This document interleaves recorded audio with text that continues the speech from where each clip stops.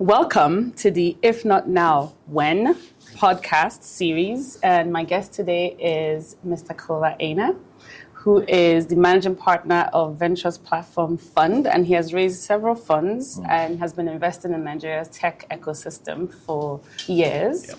And he's, one of the, I would say, key players and leaders in the industry.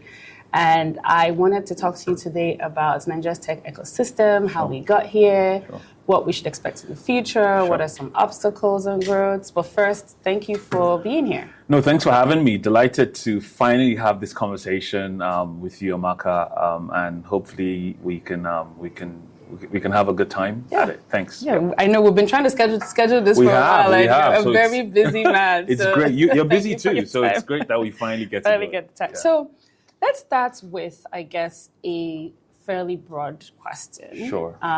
In 2000, so I would say over the past 20 years or so, the ICT sector has been, which obviously includes telecoms, but a lot of the tech sector is also driven by the I would say GSM revolution, quote unquote. Over the past 2 decades, it's been one of the bigger drivers of growth. Correct. Right? Today, the ICT sector is about 17% of GDP. Correct. Oil, which a lot of people still think we're an oil economy, is 6%. Even lower. 6% as of the end of last year. Correct. How did we get here?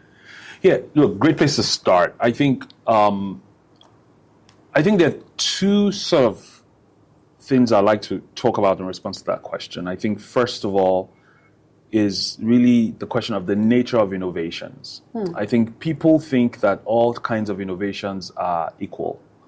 But what we've seen in the telecom sector is probably my best example of what a market-created innovation is that there are some kinds of innovations that in themselves create new markets. And that's what the telecom sector has done in Nigeria. The fact that you have this underlying infrastructure that is essentially able to power other sort of adjacent industries, adjacent business lines, really means that you have what you call regenerative growth or compounding growth. And that's the story of sort of the ICT or technology or telecoms or startup industry in Nigeria, is that the beauty of these types of innovations are that they are market creating, and they create sometimes unintended outcomes and consequences that we don't envisage in the beginning. Tell me about that. We can talk about that. Yeah. I think the second point I want to sort of highlight is really that an inflection point I always sort of often reflect on is what happened when the administration of President Obasanjo essentially deregulated the telecom sector. I mean, when I was growing up here, and I presume when you were growing up in Nigeria, we all had Nitel landline phones at home. I didn't even have one. I just didn't have a phone. In those days. And at some point, we then had dial-up from Nitel. Yeah. And the stories are the penetration was if I recall correctly, at some point less than a million lines around the country. Yeah. Today we are at over 70 million subscribers, even more than that. Last time I checked. So I think you have to credit sort of that sort of opening up of the industry for a lot of the growth we see today. But in itself, it also sort of goes back to the point about the power of market creating innovations, that in reality that demand was there. People wanted to consume telecommunication services. It was always there. But the structure of value creation in the industry was such that there were so many barriers, including costs, including affordability, that people simply couldn't consume what they needed. And so the moment you sort of liberalized the sector and you allowed MCIs you to mean flourish, the telecom sector? the telecom sector, you unlock growth. And which is why I think if you read the Prosperity Paradox by Fosa Ojama, one of the examples they give for an MCI in Africa is Mo Ibrahim Celtel, right? Probably one of the early sort of telecom ventures out there. And so I think the point I want to just make here is that MCIs create new markets that sometimes create unintended consequences that sometimes can be negative. I mean, because what we've also seen, the unreported part of that growth is that you also then have negative outcomes, which include internet fraud and whatnot. Okay. But it's that you get all sorts of outcomes. But let me just, before we move on, what kinds of markets has it created? Sure. Perfect. How would you?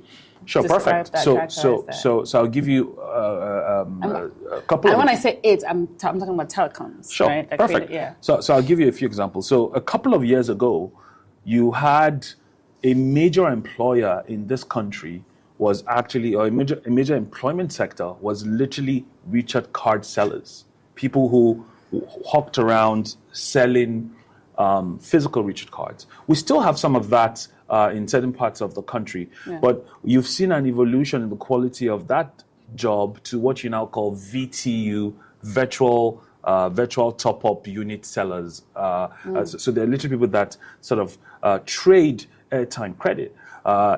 Now, obviously, that sort of form of employment or form of, is now also sort of being threatened by a number of the electronic channels that we now have. Yeah, I just go to my bank app and I recharge my phone. Every bank bank I don't have to go find a recharge card. Exactly. And so that's an example. But another dimension is the layers of new businesses and new categories of companies that are only possible because you have that underlying infrastructure. So here comes smartphones. So here comes probably the entire technology ecosystem. The payments, the payments businesses, and then on top of those payment businesses are now the businesses that can only exist because you have the payment businesses. So the way to think about a digital economy is as a stack. At the base of that stack, you need sort of connectivity, you need telecoms, you need credit. I mean, there's still some of the pieces that we need to do better at building in Nigeria. You have identity, you have credit, and then on top of that, you then have payment, and then on top of payment, you can build health tech, ed tech. And so in the Obasanjo administration definitely left us with one of the critical pieces of sort of building the contribution to GDP that we now have. Exactly. Okay. So tell me about some of the drivers of that growth. And we'll get back to like what else can we be doing. Sure. But what are some of the drivers? So has it been global capital? Has it been local capital? And the other part of that question, let me not stack my question too much, but the other part of that question is, how does the current retrenchment in global capital, how do you think it might affect? Two questions though, so let's try and, first I want to think about what has been, how have we gotten here? What has been the driver of the growth, and then we can talk about what the future of global capital looks like, the impact. Sure. So look, 17% is no mean feat, especially in a country that is up until recently was mostly recognized as a oil economy, and so it's actually a major achievement, and I think it's reflective of the potential that is still possible in diversifying our economy. As we look at the drivers of the growth, I think first off, we start from sort of effective regulation, right, or deregulation of the sector. I think you also have regulators like the NCC that have, to a large extent, have been pro-growth, have really sort of been very careful in managing and enabling growth in the sector. Would you say it's been highly regulated? Because it seems to me like it was an area that wasn't that regulated. Because it didn't exist, right? So they had to create new regulations as payment businesses started. So where we were, first of all, is that there was just no room for private participation. Initially, of course, yeah. And then the first thing that happened was you then created a framework and said we would take private participation. Yeah, sold licenses. We had allowed some locals, which is the other thing that I think has really helped. I think Nigeria would potentially have achieved slightly different outcomes if we were too protective or restrictive by insisting that you wouldn't allow international players into the space. I think we have to be very. MTN has played a critical role in ensuring that the ecosystem has been vibrant. I often think that competition is great. What role has it played? Is it investment? Because they're making a ton of money from Nigeria. What role? They are making a ton of money, and definitely they probably. I'm sure some people hold views that they can do a lot more here. And but my MTN service used to be crap, but it's better now. I used to be mad at it. I'm like, why are you not investing in better infrastructure if you're making so much money? I've used multiple telcos, and I now say yellow as it goes. I think definitely that the foreign investment that they have been able to attract has definitely helped the growth of the sector. I think it definitely ensures that all the other players have also tried to measure up, and so that sort of lifts boats. Yeah, obviously there can be more investment in the space. We can welcome that. Competition, that competition has helped. But I think the competitiveness has definitely helped the sector. I would also say, look, I think because you then had that. In 20. So you're saying that's one of the drivers of growth, competition. I think trying to keep up with some of the external players that came in with more money. I definitely think that's so. That's a good point. Now, some will argue as well that the regulator has also set price sort of floors. For what the telcos can charge, and there's a school of thought that suggests perhaps that should be sort of taken out so that prices can fall. But I think excessive competition can often lead an industry to a point where where prices are just not sustainable. So I think the regulator has definitely been thoughtful in its approach. I do think that there are benefits that we can derive from lower connectivity. Nigeria actually has one of the lowest connectivity costs in the region. However, when you compare with a place like India, for instance, a lot of the growth India has seen has been as the result of really connectivity costs that are very, very low. But I think I think that's a good point. But let me push you on that, which is. That seems to me as a function of digital infrastructure rather than regulation or even setting prices or even allowing prices to. Because what you don't want is for there to be unconstructive competition that's driving prices down to the point where nobody's then investing. Correct. And we do have a problem with digital infrastructure across the country, even though we have a lot of fiber connections, sea cable connections, and you understand the technicalities of this better. The distribution in the hinterland is not where it needs to be. And I know that there's some regulatory problems with states' right of way, and they charge too much. But isn't that, I don't know, isn't that the bigger problem? What if you want to compare us to India? Isn't that the bigger problem? Is that the last mile infrastructure is just not I am not the expert in this space, but again, this is where I give the regulator credits to say Nigeria is not India and India is not Nigeria. So as much as we look at India with admiration in some regards, it is a different situation. You are right. I think I suspect that what the regulator has been doing is striking that balance between the need to allow for healthy margins so that investments can continue, while also improving accessibility from a price standpoint.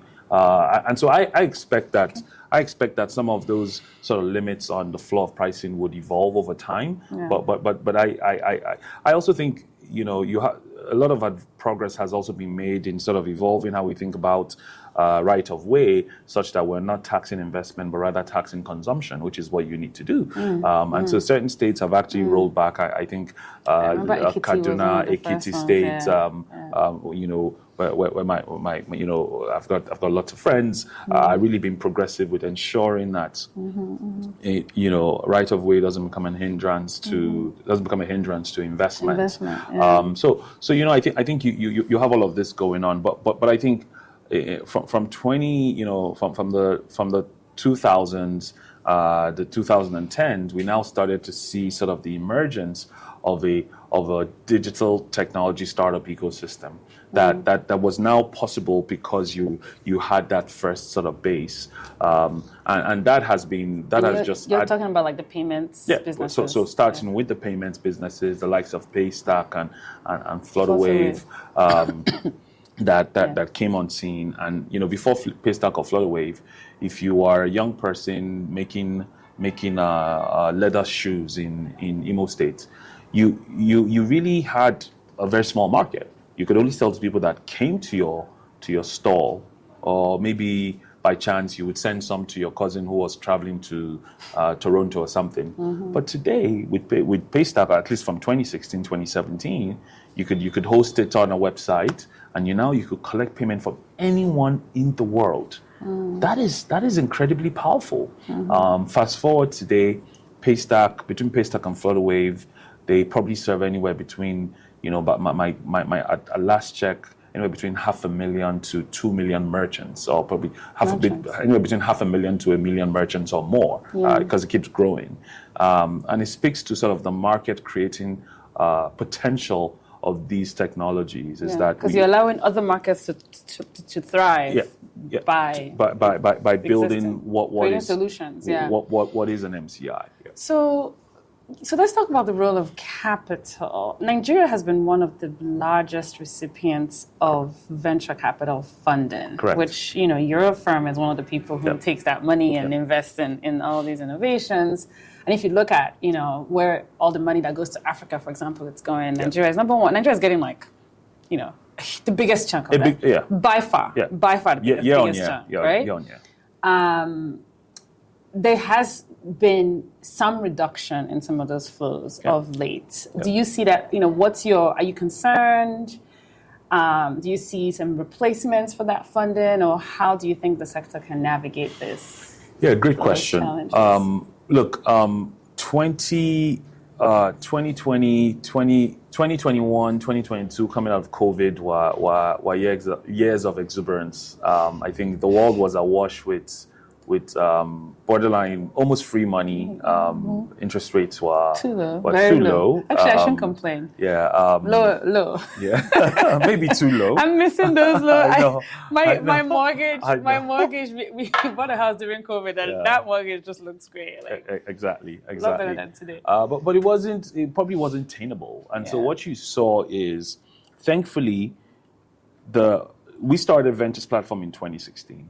There was no capital. Like, literally, when we started Ventures Platform, all of the venture that was attracted in Africa was, you know, less than $100 million, if I remember correctly. Wow. Today, our fund... We're talking about billions.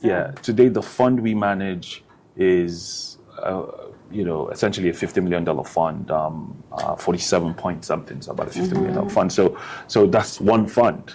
Today, already...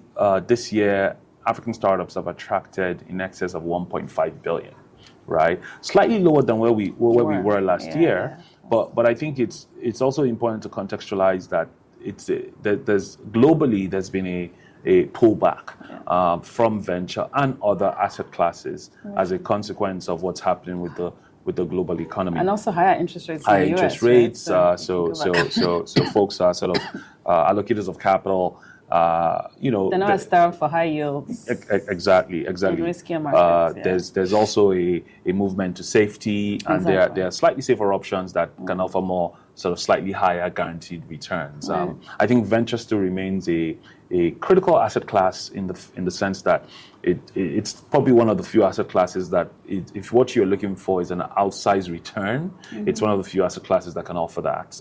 Venture is not where you come for stability or safety, but it's also an asset class that is exciting because it creates new markets, as we've just discussed. In the absence of venture, you wouldn't have the pay stacks, the flutter waves of this world. And for people who don't know venture, we're talking about early stage investing. Early stage venture capital, essentially investing in businesses that sometimes are started by young people, sometimes started by older people, at the earliest stage of their sort of development, where the key job is really being able to identify and try to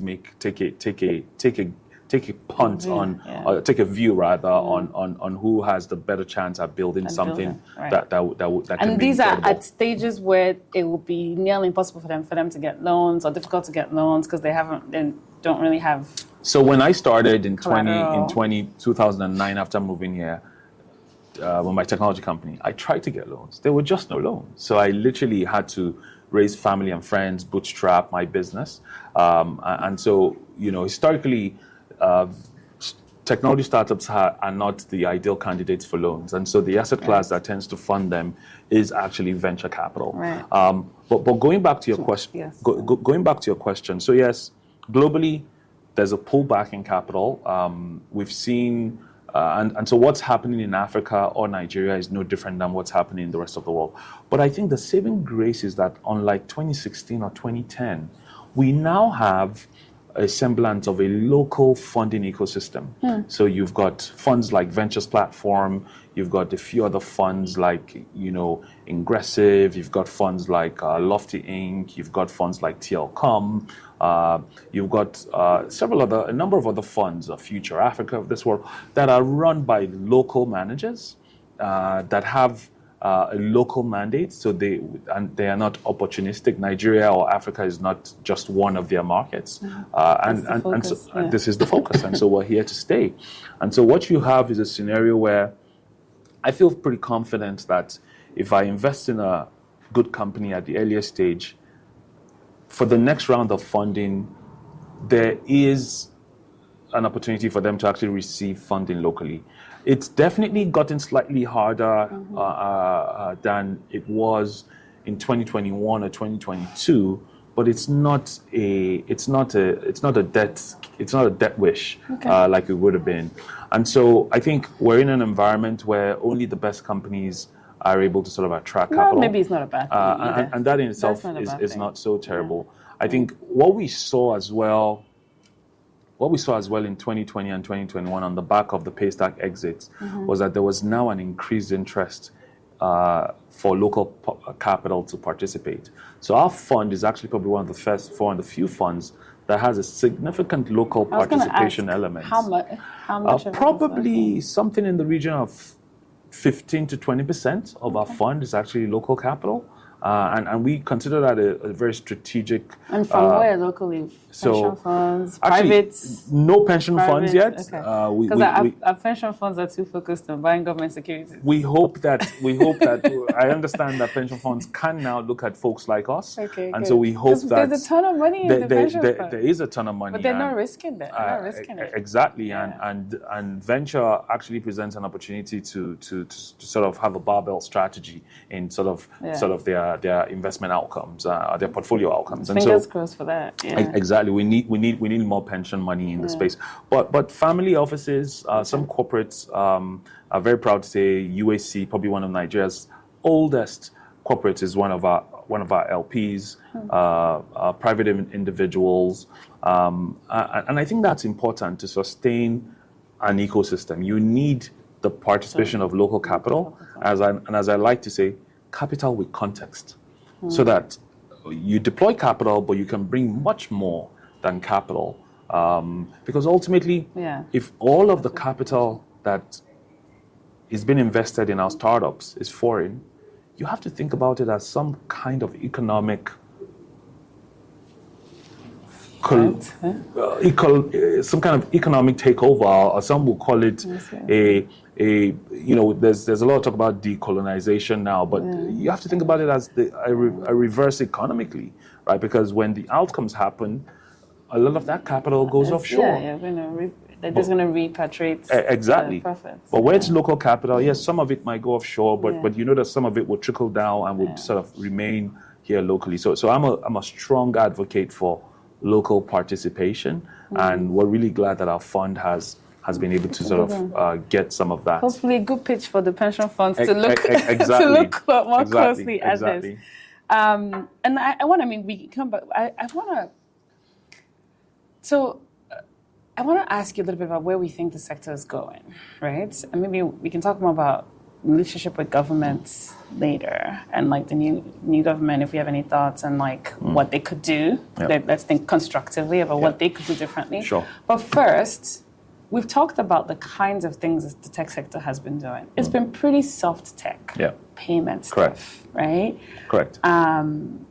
When are we, when are we going to start doing the big boy stuff, right? AI, chips, semiconductor, how ambitious can we be? Yeah. Look, you raise a very, very valid point. I think the ecosystem has been focused on ones and zeros, the soft stuff. But I think that's the obvious reasons why that has been the case. These have been the more relevant to the conditions of the people and the context, but also given a lot of what has been achieved with very little. Very little. I mean, Nigeria has raised a fraction in venture capital. Well, all of Africa only accesses 1% of global venture capital. So even with all the billions that we're talking about, it's less than 1% of global venture. If you look at the portion that comes to Nigeria, it's probably in the region of 0.3% of global venture, or 0.2% of global venture.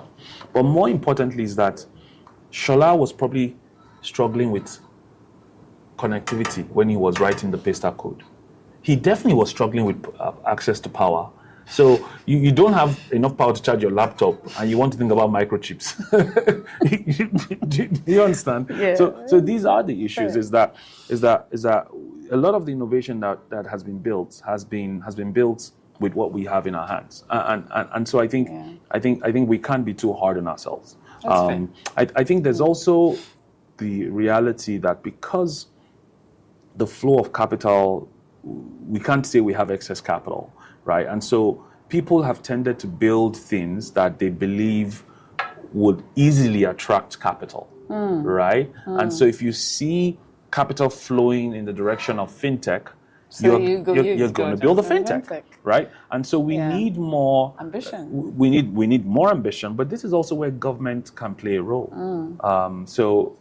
When I have an opportunity to speak to government, whenever government is thinking about maybe setting up a fund of fund or setting up some kind of catalytic capital to unlock capital, I actually think that capital should be focused on these sectors that are of strategic importance, but are not necessarily attracting commercial private capital. Because, and actually, that's what happened in other markets like the US. Sometimes government needs to encourage the things that will be too hard for the markets to do themselves, like you're saying. It's sometimes called the cold start problem. You have to come in and jumpstart sort of that segment. We're seeing that in renewables. People talk often about Tesla and the big support they get from the US government. These things don't just happen because they're quite hard to do. And which is why, in the earlier in a couple of years ago, a lot of my colleagues in the ecosystem would have, and I was also guilty of this actually, would often say we don't need government. Government should get out of the way. I think that is such a pipe dream. I think we need government. We need to sit at the table because government, if we're going to truly build meaningful strategic technology and innovations, that is long term. That is long term. And sometimes it's not, like you said, it may not attract capital today. Exactly. But it's necessary. Fundamentally. Government has a role to play. Our large wealthy individuals and companies have a role to play. But we also have a role to play. The entrepreneurs also have to be more ambitious and also build use cases that are relevant.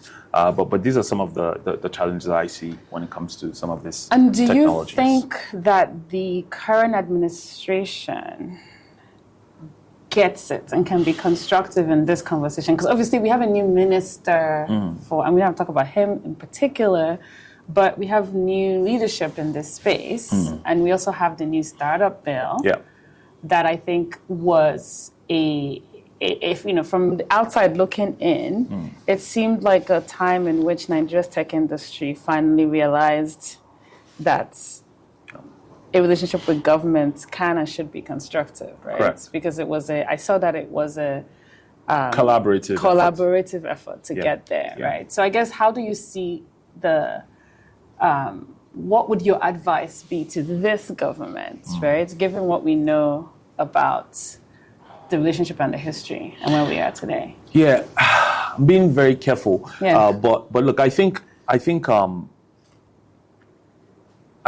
the startup bill and the appointment of the Honorable Minister of Digital Economy, Communications and Innovation, I think both are watershed moments for this industry and for Nigeria. And for context, for people who don't know, he comes from the industry. Which was my next point, is that for the first time, we have an individual who was an integral part of the ecosystem, having built CC Hub that supported startups like Budget and Blood Bank and a couple other sort of social impact critical startups. Someone that's worked in the policy space and really a respected part of our industry is now the minister. And so for sure that he gets it, he can empathize, he has contacts within the industry and globally to really help move the needle. Very proud to say myself and a number of others are actively working with him from the private sector perspective. And so I'm pretty confident that the administration means business. And I'm very bullish that, and as we're already seeing, I mean, he recently released his strategic roadmap or plan, a concise version of it. And from my read of it, it seems that, I mean, there's talk about sort of the blockchain policy that's going to be developed. There's a focus on implementing the startup bill, which again, I already said was, in my mind, a coming-of-age moment for the ecosystem, in that for the first time you saw the ecosystem collaborating with government. And I frankly think that bill, which I'm very proud to have been part of bringing to life, is actually a gift to this administration. Is that you now have the frame to actually develop constructive policy that can enable government move from being a regulator of the ecosystem to being an accelerant of the ecosystem. I think to some extent, government has been supportive, I have to say. The last administration did its bit. I mean, the bill got passed in the last administration. This administration gifted us with a minister that gets us.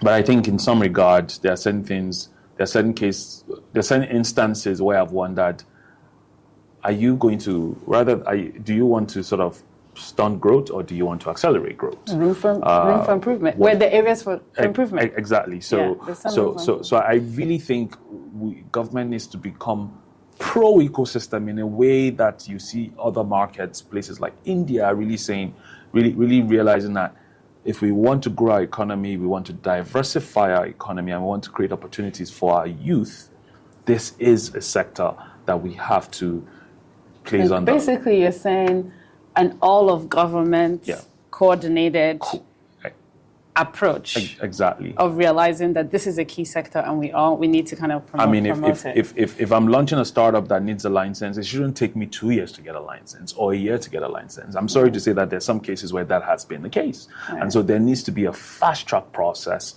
for companies to get regulated, to get licensed, so they can operate within the ambits of the law. For the more emerging technologies, innovation, regulation should not precede innovation. We should allow the innovators innovate, study what they're doing, and create the protections that the consumer requires. So really progressive innovation that stimulates growth as opposed to becoming a friction. So let me just ask you on that, and this might be a good place for us to end, which is, can government do it effectively with the reality that we have, not the reality that we want? So this is what I mean. We have a government that we have a poorly resourced civil service. Let me put it that way. And sometimes, despite the best intentions of the smartest minister, you still need a team to implement. Correct. And we spend about 2% of our GDP on civil service, on, I would say, all of government's salaries. The point I'm making is it's not a lot. Correct. Right? Compared to, 5% in Kenya, smaller economy, 7% in Ghana. I'm not saying that we should be spending that much. Because there's still a lot of talk about government spending needing to go down. I think that is my own view. But this is not our conversation. Right? I think that's mistaken because people don't get the context. We're actually not. We need to be more effective in how we're spending it. But we actually need to be spending more. I was just going to say, I think what most people actually have an issue with is the efficacy of what has been spent. So I think we're definitely spending in the wrong direction. I think a lot of the spending is going to politicians when it should be going to the civil service. I don't want us to get distracted. So the point I wanted to make is, say for example, let me just take one example from the setup bill. Deploying a fund of funds. Yeah, correct. Right? The question that people will have is, can the government actually do this well? Can they actually figure out where the money should go, or should we just let the private sector do it? Great question. So first of all, I have to say, I think I have met some incredibly smart people in government, both the civil service, and I'm sure you know several as well. And so I think the civil service has lots of competent people. I have met a number of the folks that work with some of the current ministers that we have and past ministers, and they are some of the finest. We are seeing more and more private sector people step into government to work with government officials. Yes, maybe there are some gaps when you go through the entire sort of apparatus or the entire, but I don't think it's impossible. I think what we need more of is the public-private partnership, where government doesn't necessarily have to be the implementer. The role of government is actually to create the enabling environment. And fund it, but they don't necessarily have to be the ones managing the fund. No. So, for instance, in the example that you raised, the design that was intended from the bill is that the National Sovereign Investment Authority, the NSIA, manages the fund. I don't know that it necessarily has to be to make the investments directly. Some of us in the industry have a view that it should take a fund-to-fund approach, where it funds funds that are closer to the innovations and are experts at with some guidelines and rules. You can't just invest in a regular fintech. Now we want you to invest in AI and manufacturing and agri-tech or whatever. Because these are the things that are important to the growth of Nigeria. And I think the same approach is being taken. The minister just recently, the Honorable Minister just launched the training, the skills plan. And I think the approach there again is to work with the private sector. So look, I think government needs to get out of this business of building and managing hubs and giving grants itself. But because what you do when you do that is you also, it's like when you pass fuel through a pipe, the pipe has to be wet. So you also enable a new generation of local funds that now have capacity, and so you are actually again it becomes sometimes an unintended or maybe it's an intended consequence of your intervention, which is the way I think government needs to be run. Excellent. I think that's a great place to end. Yeah. And thank you again for your time. It was a great conversation, and I hope everybody that is listening learned as much as I did. Thanks, Amaka. I had a great time chatting and looking forward to more conversations. Sounds good.